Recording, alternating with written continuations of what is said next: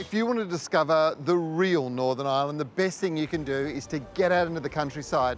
There you will find quaint towns and epic landscapes. And the best way to do it is the way Aussies love travelling, and that's taking a road trip.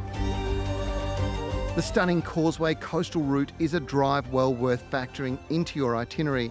It's a winding coastal stretch of 500 kilometres of scenic driving roads around Northern Ireland, from Belfast to Londonderry.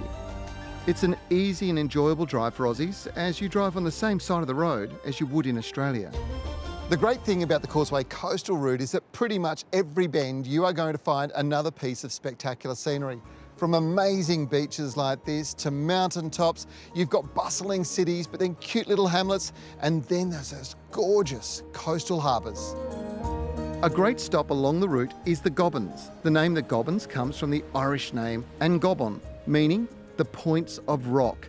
It's a unique walking experience, a dramatic cliff face path incorporating spectacular bridges, tunnels and staircases. First opened in 1902, this coast curiosity has been brought back to life, reopening in 2015. Glenarm is the beautiful Georgian village along the Causeway coastal route that evokes romance and intrigue. It's home to one of Ireland's oldest walled gardens and a spectacular castle. The Glenarm Castle is one of the oldest estates in Ireland and was built in 1636.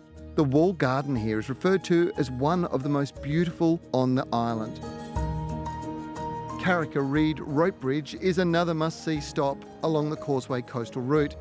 First erected by salmon fishermen in 1755, the bridge is connected to the cliffs by a rope bridge across the Atlantic Ocean, with Carricker Reid Island as the final destination.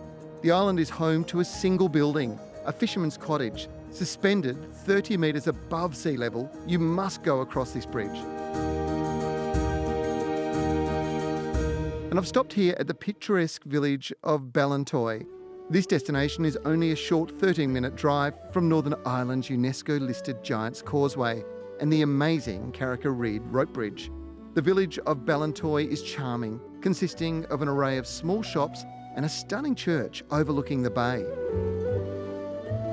The harbour is a painter's paradise with sea stacks and rocky islands, many clifftop walks.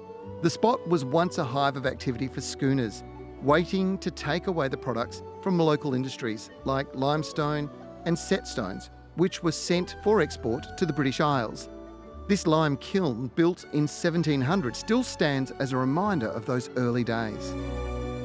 Now, if this beautiful little coastal nook seems familiar, it's probably because you've watched HBO's Game of Thrones and that very special scene where Theon Greyjoy returns to the Iron Islands and meets with his sister Yara.